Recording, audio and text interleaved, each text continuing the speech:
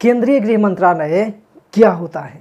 जी हाँ, नमस्कार दोस्तों, मैं अमित कुमार मौर्य और आप देख रहे हैं Maurya technical support YouTube channel, जिसमें आपका बहुत बहुत स्वागत है। दोस्तों, आज के इस वीडियो में हम बात करने वाले हैं कि केंद्रीय गृह मंत्रालय क्या होता है, इसकी शुरुआत कब हुई, इसके अधिकारी कौन कौन से होते हैं और इसके साथ ही इसके प्रमुख कार्य क्या होते हैं। इसके अलावा केंद्रीय गृह मंत्रालय से जुड़ी हुई वो सभी महत्वपूर्ण बातें जो हम सभी को जाननी चाहिए और जो हमसे विभिन्न परीक्षाओं में पूछी जाती है, वो सभी इस वीडियो में हम जानेंगे।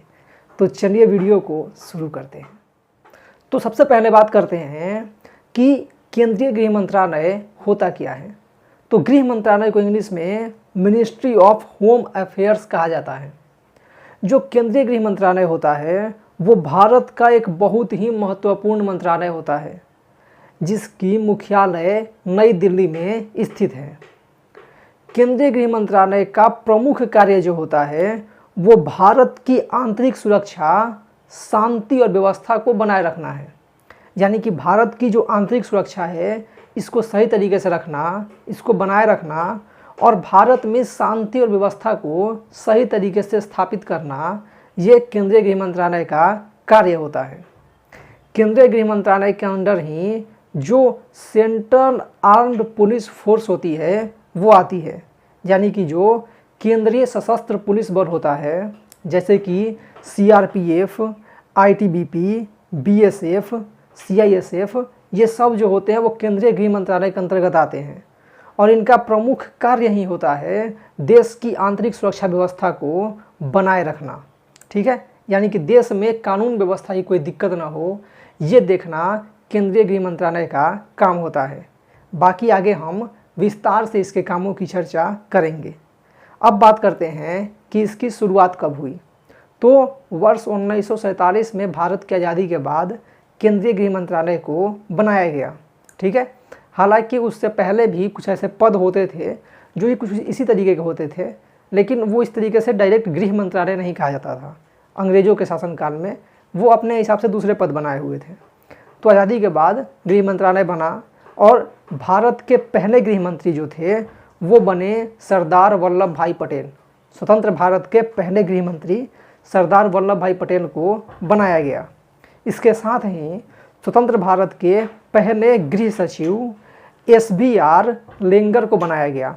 ठीक है, SVR लेंगर, इन्हीं की देखरेख में गृह मंत्रालय की जो रूपरेखा है वो सही हुई। ठीक है, मतलब पहले गृह सचिव थे तो इन्होंने इसको बनाने में बहुत ज़्यादा योगदान दिया। अगर वर्तमान समय की बात करें तो वर्तमान समय में अमित शाह भारत के गृह मंत्री हैं, जो कि BJP के एक कद्दावर नेता हैं।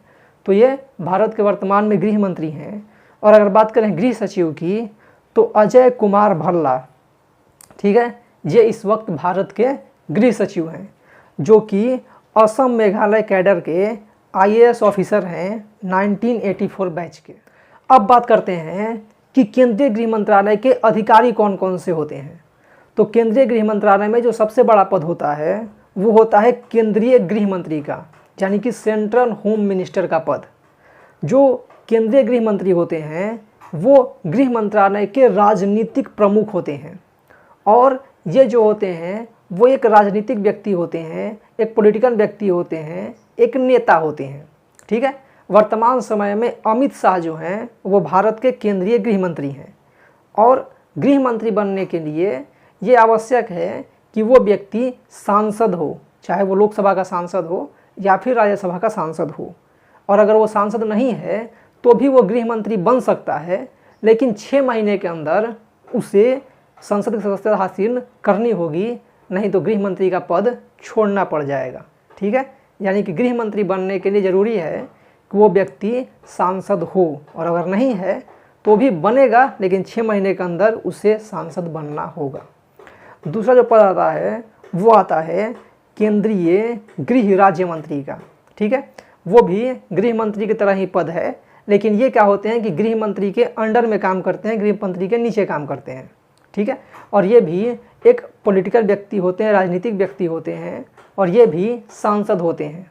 ठीक है, इसके अलावा जो सबसे महत्वपूर्ण पद आता है वो आता है केंद्रीय गृह सचिव का, ठीक है, यानी कि सेंट्रल होम सेक्रेटरी, जो कि एक आईएएस ऑफिसर होते हैं या फिर कुछ परिस्थितियों में आईपीएस ऑफिसर्स को भी केंद्रीय गृह सचिव बनाया जा सकता है। वर्तमान समय में अजय कुमार भल्ला, जो कि आसाम मेघालय कैडर के 1984 के आईएएस ऑफिसर हैं, उनको केंद्रीय गृह सचिव बनाया गया है, ठीक है। तो जो केंद्रीय गृह सचिव होते हैं वो राजनीतिक व्यक्ति नहीं होते हैं, वो आईएएस ऑफिसर्स होते हैं या फिर कुछ परिस्थितियों में आईपीएस ऑफिसर्स को भी केंद्रीय गृह सचिव बनाया जा सकता है। ये राजनीतिक व्यक्ति नहीं होते हैं, ये जो होते हैं गृह मंत्रालय के प्रशासनिक प्रमुख होते हैं, ठीक है, यानी कि जो सेंट्रल होम सेक्रेटरी होते हैं वो गृह मंत्रालय के प्रशासनिक प्रमुख कहे जाते हैं। इसके बाद आते हैं स्पेशल सेक्रेटरी या फिर एडिशनल सेक्रेटरी, इसके बाद आते हैं जॉइंट सेक्रेटरी। इस तरीके से कई सारे पद बनाए गए हैं। कुछ और भी पद हैं जो कि गृह मंत्रालय के अंतर्गत ही माने जाते हैं, जैसे कि चीफ विजिलेंस ऑफिसर का पद, इसके अलावा आईबी चीफ का पद, इसके अलावा director general of central armed police force जो होती है उसके जो डायरेक्टर जनरल होते हैं वो भी गृह मंत्रालय के अंतर्गत ही ये सब माने जाते हैं। ये सभी जो होते हैं वो गृह मंत्रालय के अंतर्गत ही काम करते हैं और देश की सुरक्षा व्यवस्था को बनाए रखना, देश में शांति को बनाए रखना, देश की आंतरिक सुरक्षा को बनाए रखना, ये सब इन लोगों की जिम्मेवारी होती है। अब बात करते हैं कि केंद्रीय गृह मंत्रालय के प्रमुख कार्य क्या होते हैं। तो केंद्रीय गृह मंत्रालय का जो सबसे पहला प्रमुख कार्य होता है वो होता है देश की आंतरिक सुरक्षा को बनाए रखना, यानी कि देश में नक्सलवाद, टेररिस्ट या फिर जो आंतरिक सुरक्षा के लिए अन्य देश विरोधी गतिविधियां होती हैं उसको रोकना, उसको ख़त्म करना, ये कार्य भी गृह मंत्रालय का ही होता है। गृह मंत्रालय के हाथों में ही सेंट्रल आर्म्ड पुलिस फोर्स को दिया गया है, यानी कि जो केंद्रीय सशस्त्र पुलिस बल होता है वो गृह मंत्रालय को दिया गया है और इसी का उपयोग करके गृह मंत्रालय जो होता है वो पूरे भारत भर में आंतरिक सुरक्षा को बनाए रखता है। जैसे कि सीआरपीएफ, आईटीबीपी, बीएसएफ या फिर सीआईएसएफ, ये सारी चीज़ें जो हैं, और इसके अलावा एनडीआरएफ और भी कई सारी जो सशस्त्र पुलिस बल है वो सब केंद्रीय गृह मंत्रालय को दिया गया है ताकि ये आंतरिक सुरक्षा को सही तरीके से मेंटेन कर सकें। इसके अलावा जो दूसरा प्रमुख कार्य होता है वो होता है बॉर्डर मैनेजमेंट का, यानी कि भारत की जो सीमाएं हैं उसका सुरक्षा करने की जिम्मेवारी भी केंद्रीय गृह मंत्रालय की ही होती है। इसके पास आईटीबीपी या फिर बीएसएफ, एसएसबी, ऐसे बहुत सारे आर्म्ड पुलिस फोर्स हैं जो कि मदद करते हैं और जिनकी मदद से सीमाओं की सुरक्षा की जाती है, ठीक है। आपने एक बात ध्यान दिया होगा कि मैं बोल रहा हूँ सेंट्रल आर्म्ड पुलिस फोर्स, ये गृह मंत्रालय के अंतर्गत आते हैं, लेकिन जो भारतीय सेना होती है, नेवी होती है, एयरफोर्स होती है, वो रक्षा मंत्रालय के अंतर्गत आते हैं, ठीक है। तो इसमें कंफ्यूज नहीं होना है। जो भारतीय सेना है, नेवी है, आर्मी है, वो सभी उनको सशस्त्र सेना कहा जाता है। ये सब क्या होते हैं कि रक्षा मंत्रालय के अंतर्गत आते हैं, जबकि सेंट्रल आर्म्ड पुलिस फोर्स जो होती है, यानी कि केंद्रीय सशस्त्र पुलिस बल जो होती है, वो गृह मंत्रालय के अंतर्गत आती है।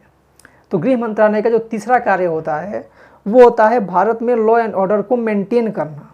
जैसे कि जो आप जानते होंगे, पहले ही मैंने कई वीडियो में बताया है कि लॉ एंड ऑर्डर को मेंटेन करने की जिम्मेवारी राज्यों की होती है, लेकिन जब राज्य उसको सही तरीके से मेंटेन नहीं कर पाते हैं तो वैसे स्थिति में राज्यों की सहायता करना ये केंद्रीय गृह मंत्रालय का कार्य है। मान लीजिए किसी राज्य की पुलिस जो है अपने यहाँ की कानून व्यवस्था को सही तरीके से नहीं चला पा रही है, तो वहाँ पे सीआरपीएफ को भेजकर, बाकी जो पुलिस फोर्सेज हैं उनको भेज करके, और केंद्रीय गृह मंत्रालय जो होता है वो राज्यों की मदद करता है वहाँ की कानून व्यवस्था को बनाए रखने में, ठीक है। इसके अलावा जो देश भर में पुलिस रिफॉर्म्स होते हैं, यानी कि पुलिस का नवीनीकरण होता है, उसकी कार्य भी केंद्रीय गृह मंत्रालय का ही होता है, ठीक है। इसके अलावा अगर हम बात करें तो नेचुरल डिजास्टर मैनेजमेंट का कार्य भी केंद्रीय गृह मंत्रालय के द्वारा ही किया जाता है। जो केंद्रीय गृह मंत्रालय होती है, अगर भारत में कहीं पर भूकंप आ जाए, कहीं पे बाढ़ आ जाए, तो एनडीआरएफ की टीमों को भेज करके और वहाँ पर लोगों की सहायता करना, जान मान को बचाने में लोगों की मदद करना, ये काम भी गृह मंत्रालय का ही होता है। यानी कि डिजास्टर मैनेजमेंट जो होती है, इसका काम भी गृह मंत्रालय को ही दिया गया है। इसके अलावा जो सिटीजनशिप होता है या फिर जो वीज़ा होते हैं, ये सब काम भी केंद्रीय गृह मंत्रालय के अंतर्गत ही आता है। ठीक है, सिटीजनशिप का मुद्दा भी केंद्रीय गृह मंत्रालय ही देखता है। तो ये सारी चीज़ें जो होती हैं वो गृह मंत्रालय के अंतर्गत आते हैं। अब अगर हम इन सभी चीज़ों को बहुत ही छोटे से शब्दों में समझें तो जो भारतीय केंद्रीय गृह मंत्रालय है वो बहुत ही महत्वपूर्ण मंत्रालय है और देश भर की पूरी आंतरिक सुरक्षा व्यवस्था को सही तरीके से चलाने की जिम्मेवारी इसी की होती है। इसके अलावा जो गृह मंत्री होते हैं वो गृह मंत्रालय के राजनीतिक प्रमुख होते हैं, जबकि जो केंद्रीय गृह सचिव होते हैं वो इसके प्रशासनिक प्रमुख होते हैं। और ये जो पद होता है भारत में वो बहुत ही बड़ा और बहुत ही जिम्मेवारी भरा होता है। तो इस वीडियो में इतना ही। अब आपके लिए एक छोटा सा सवाल कि भारत के पहले गृह मंत्री कौन थे, तो इसका जवाब मैंने इसी वीडियो में दिया है। अगर आपने इस वीडियो को ध्यान से देखा है तो इसका जवाब आप कमेंट बॉक्स में ज़रूर लिखिए, और अगर आपने ध्यान नहीं दिया है तो एक बार फिर से इस वीडियो को देखिए और इसका जवाब इस कमेंट बॉक्स में ज़रूर लिखिएगा। तो इस वीडियो में इतना ही। उम्मीद है आपको वीडियो पसंद आई हो। अगर वीडियो पसंद आई हो तो लाइक का बटन जरूर दबा दें, वीडियो शेयर करें और हमारे वीडियोज़ के बारे में, चैनल्स के बारे में जो भी सोचते हैं उसे कमेंट बॉक्स में ज़रूर लिखें।